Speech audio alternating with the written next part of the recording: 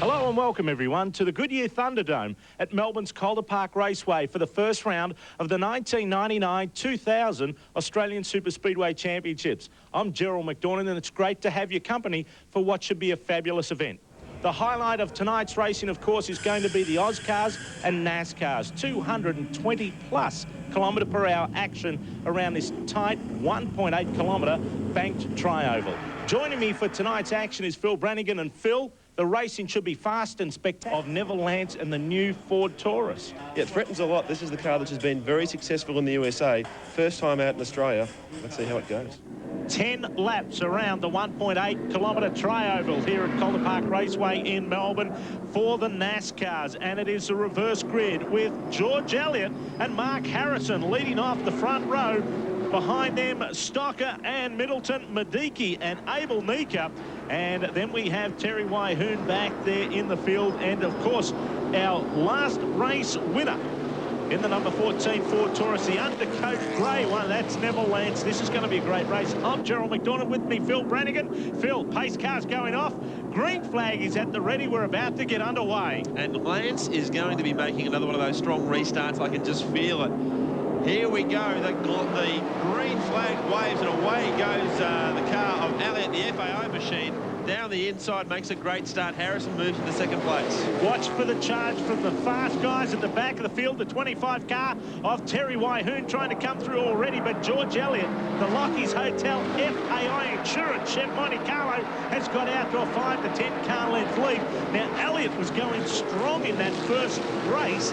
Unfortunately, he had mechanical problems and had to come into the pit. He's fixed them, and look at that 55 go.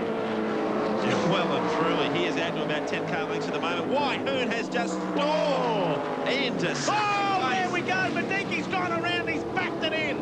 And we are under yellow. Let's hope he can get that fixed for the 60-lap final here tonight at the Goodyear Thunderdome with George Elliott. What a great start. Let's have a look at a replay. And Mediki, unfortunately, is into the concrete wall. Just look at it. The car, it was loose coming into turn number 2. Around the back went, backed in, and I'll tell you what, one of our cameramen there, he had a good look. And so did Gene Cook, who just scraped through there in the Shell Helix car number 17, the Ford T-Bird. Lights are out on the pace car here at the Goodyear Thunderdome, and we've got George Elliott out in front. Andrew Mediki's car has been cleared off the racetrack, the 85 White Line Transport Caterpillar. Chef Monte Carlo, unfortunately, looked a fairly sad state. We don't know if he will be able to come back out for the 60-lap final tonight. Anyway, pace car coming around turn number 4 now. It will pull off. George Elliott currently leading with the FAI Transport. Lockheed's Hotel, Chef Monte Carlo, the 55 Chevy. Pedal to the metal, takes a green flag and leads off on the 7th lap. 6 laps down. And 3 remaining in this 10-lapper reverse final. Kim Jane now on the back of Terry Wyhoon. Wyhoon's Ford Thunderbird goes into the lead for the first time this evening. Our race 1 winner, Neville Lance, now currently in 3rd, right on the tail. Now back to 4th with Jane in 3rd on the tail of Elliott. And aren't they playing for keeps, because Terry just took the line away from George Elliott, and Kim Jane has got Neville Lance crawling all over the back of him as they go off to start lap number 8 of 10. So the front 4 cars, 1, 2, 3, 4, just like that Wyhoon. Elliott runs a little wide, and Jane is now putting in the big ones in the Repco Chevy Monte Carlo. The 3-time and defending champion almost touches. And look at Terry Wyhoon come from nowhere to take over 3rd place. Lance just clipped Elliott on the way through. It was Wyhoon out in front. Unbelievable. I tell you what, Phil, lucky Lance has got undercoat grey on that car, because it has got some black there. George Elliott's gone from 1st to 4th. The sparks starting to show under the lights here at the Goodyear Thunderdome, but Terry Wyhoon out in front at the moment. This would be his 2nd race win if he can hold off. Kim Jane, who was really looking very strong. Oh, Lance is taking that high line. The Taurus looks very comfortable up there, right on the back of Jane. They come across the line to get the board, the sign from the starter. They've completed completed 9. They didn't get the white flag that time through. So are they on their last lap? Yeah, white flag has waved, in fact, and Wyhoon gets the car out. out of turn 2. The back end skipped out. He kept it all in. And now into 3. Look at that.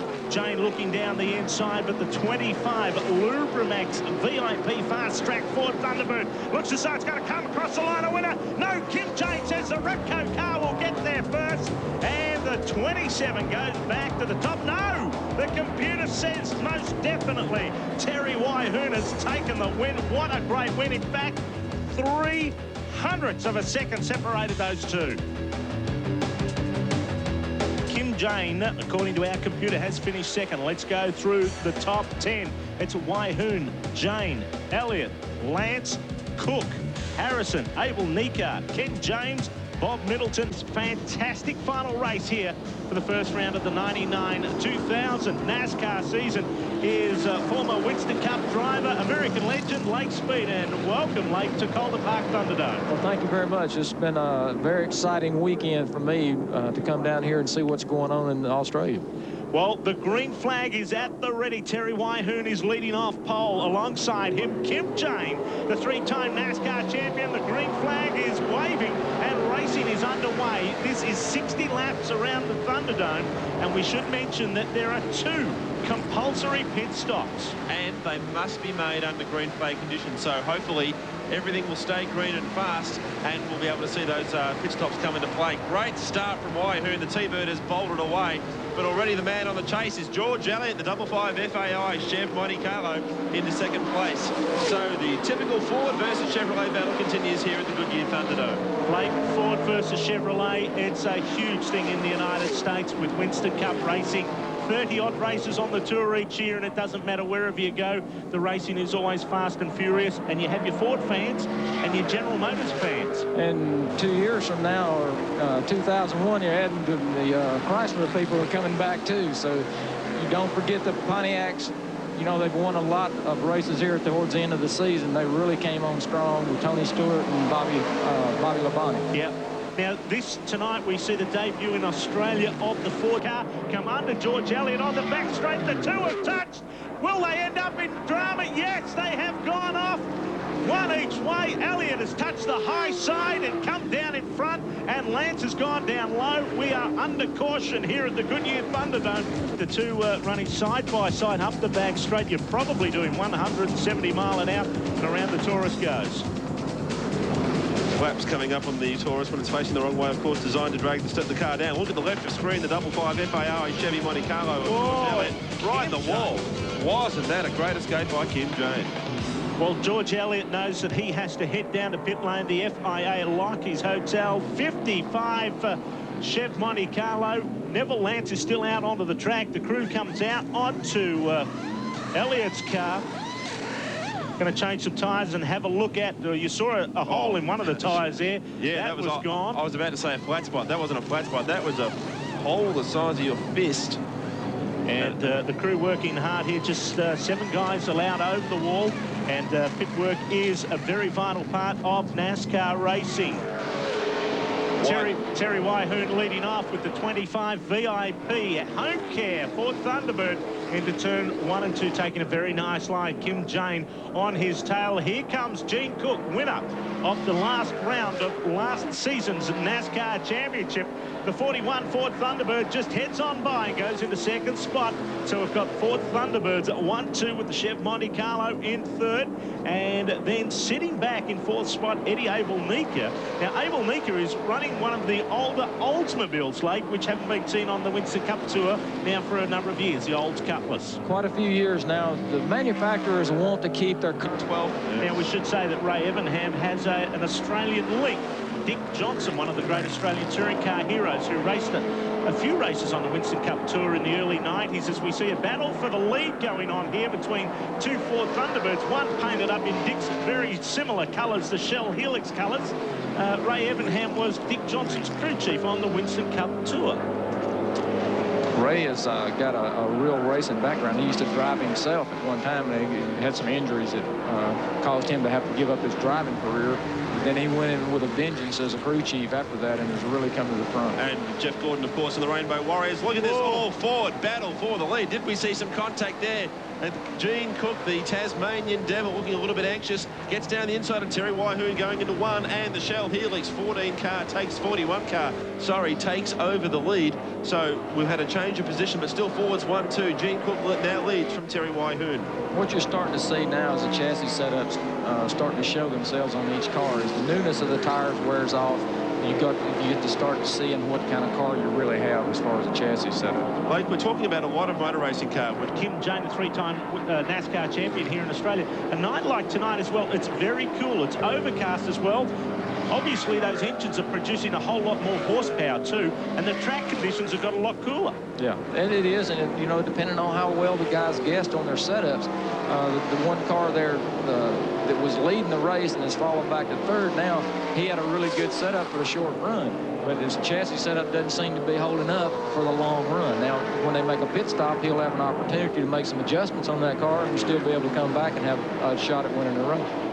So Terry Waihoon with the Fast Track Racing VIP Home Care Lubrimax Ford Thunderbird goes back into position number 3. We see our leader there, the Shell 41 Ford lane, and Gene Cook, our race leader, is actually headed towards pit lane. Sorry, Phil, because the mandatory tyre change is happening right now. 2 tyres minimum must be changed under green, and the Shell Helix Protect Paint 41 Thunderbird is in. The 2 outside tyres are being done. There will be another compulsory tyre or fuel stop later on as well, and Gene Cook has done it right on time. We're looking at Ken James on screen at the moment in the Ravel 01 Chev Monte Carlo. Terry Waihoon just looking for the inside line. There it goes, the Lubrimax VIP Fast Track 25 Thunderbird goes through into position number 2. When you're racing Winston Cup, 5 Australian NASCAR Championship winning cars as well, looking for win number 6. Now, we will now be on lap number 40. We see Terry Waihoon on screen. Bob Middleton has gone around in the 95 Monte Carlo. The White Line Transport car is in all sorts of troubles, waiting to see if a yellow goes out on the racetrack. We don't think we've got another spinner. It's Waihoon. It's Waihoon and Abel Nika. Waihoon has shortened the car. The guy in second spot looks to be out of it. The yellow is on the racetrack. What a sad day for Terry Waihoon, the VP Home Care car. I tell you what, they need to get a fair amount of Mr. Sheen out to polish that car up now. Here comes Middleton. Basically, he's just overcooked it. Stock has gone down low. Ken James high. Mark Harrison's also passed Middleton, so everyone's got away unscathed that time. Maybe Middleton's actually probably just dropped the wheel off the high line. But here is Waihoon and Abel Nika. You see Waihoon up against the wall, spinning around. We've caught the tail end of that incident, so we really can't find out what has happened. And that was not good for Waihoon. He was in second place. He needed a yellow flag. That is it is over, I would expect, for Terry Waihoon. Caution at the moment. Lights out on the pace car. Kim Jane is currently leading after the restart, or after the caution came out. We went to a commercial break. Terry Waihoon, unfortunately, very upset at that incident involving him and Eddie Abel Nika, has gone down to the Melbourne Cheapest Cars pit and certainly said some words to Abel Nika's crew, and not a happy camper at all. No, I don't think he's going to be heading to Abel Nika's workshop to buy one of Melbourne's cheapest cars. Put it that way. Let's be kind about it. Jane still leads. There goes the green. Ken James has moved up to second place now. The car on the inside there, the double 5 machine of George Elliott, is back in 5th place, but he's a couple of laps down after that incident right at the start of the race. Unfortunate Lake Speed to see drivers like that. I mean, it was an unfortunate incident, and Terry obviously was pretty upset about things. Well, you know, the reality of it is none of these guys are going to wreck on purpose. Yeah. A lot of it comes to experience and learning when to let guys go and how to be patient and wait till you get your car where it'll do what it'll need to do. Oftentimes when you're lapping traffic, the fast car slips up on the slow car before the guy even knows he's there. Yeah. And, you know, again, incidents happen. Nobody wants to wreck, but your feelings are hurt, and you had a great car, and you thought you had a chance to win the race, and all of a sudden you're parked. And you know, emotions happen. Tomorrow, later tonight, you know, the guys should be able to recoup and regroup and realize, hey, wait a minute, you know, you come back to earth. Oh, that is the car of Gene Cook. That second place man got sideways when he was trying to go around the outside of the lap car, who was George Elliott, coming out of turn number 4 and just maybe touched the wall with the rear spoiler. He's down there on the tri-oval on the grass trying to get the engine running again. He does that. So he will live to fight another day, but boy, that was a close call for the man from Tasmania. It looks as though no one wants to come in second at the moment. Again, what I said, it takes a lot of patience. Sometimes you have to wait. You may not be able to pull that pass off right when you want to. Now, like you said, when we went to the break, you said to us off air as we watch the replay of Gene Cook going around in the 41 Shell Helix 4 Thunderbird. Here we go. Here he comes off 4 and got a little loose. Looks as though he didn't collect that wall, but then went for a ride on the wild side through the grass here. You said off air, you don't win races with wrecked cars. No, it's something that most every rookie that comes on the Winston Cup circuit goes through. Kim Jane is heading down on the pit apron towards the pits. Of course, there is this compulsory pit stop. We're actually on lap 49 at the moment. We're going to look down. There's Cook and Harrison.